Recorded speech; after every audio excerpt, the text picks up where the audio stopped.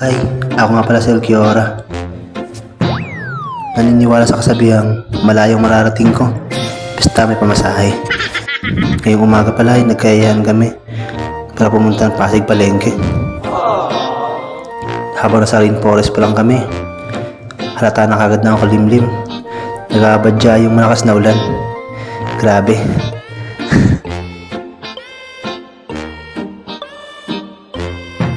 At yun na nga, narating na lang kami sa may Pasig Palengke. Bali magpapark na lang kami. At standby na lang yung tricycle. Una na lang ako hinatak dito sa may home credit. Titingin daw kami ng TV. Kasama sila sa akin. Ang dami ng pagpipilian. Halos lahat magaganda. Ayos. Ito pala yung tsura ng shop nila, guys. Medyo malaki rin at maluwang. Kaya yun, nag-ikot-ikot muna ako. Habang nag-aantay kami kung may napili na ba sila.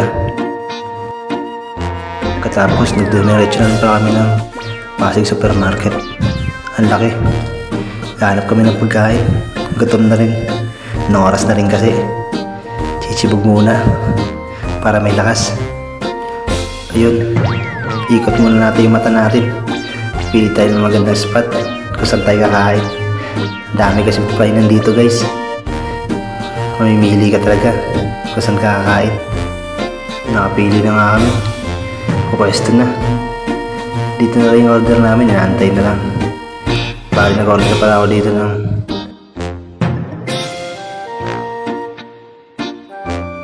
charan! Isang order ng kaldereta.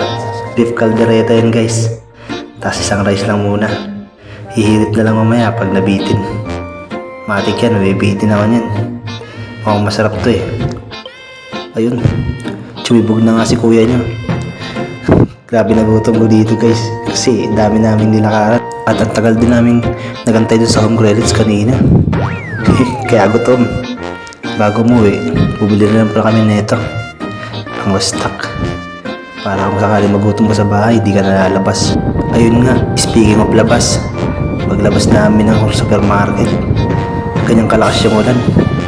Parang di ka halos magpapauwi nito. Napakalakas ng hangin. Grabe. Kaya no choice. Mag-aantay kaming tumila yung ulan. Hinantay namin huminahina bago mauwi. Kasi ang hirap. Babasa ka pa, pauwi ka na lang. Kaya yun, dahil sa ulan, napabili lang naman kami nito.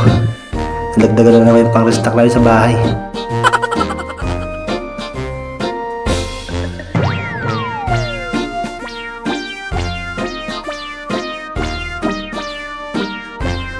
Ayun nga, medyo tumila-tila na rin yung ulan at tumina-hina na.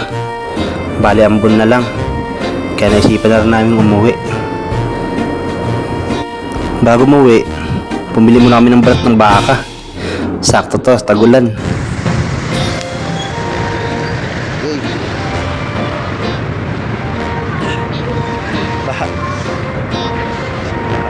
Sobrang CR na ako dito. Buti lang may Jollibee. Maki-CR muna tayo.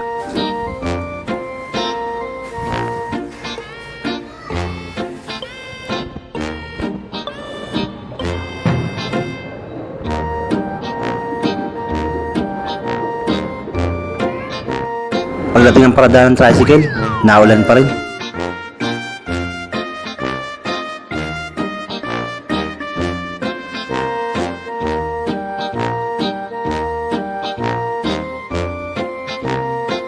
Sakto pagdating namin, puno na. Bali paalis na lang. Sasakay na lang kami. Swerte, aalis na lang.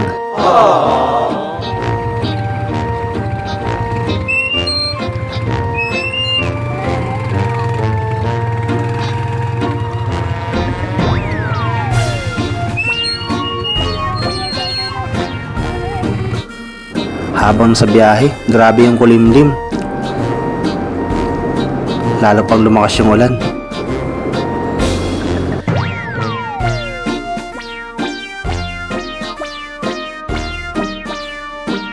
At yun, nabutan pa nga kami ng traffic. Lala. Mag-aalas 5 na rin kasi ng hapon. Kaya traffic na talaga. Uwian na ng mga galing sa trabaho at mga estudyante.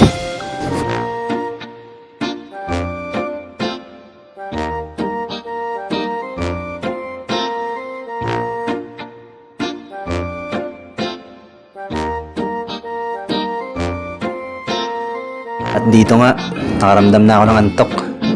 Naramdaman ko na rin yung pagod habang nagbiyahe. Parang gusto kong umidlip. Buti na lang, nandito na kami at nakarating na. Hi.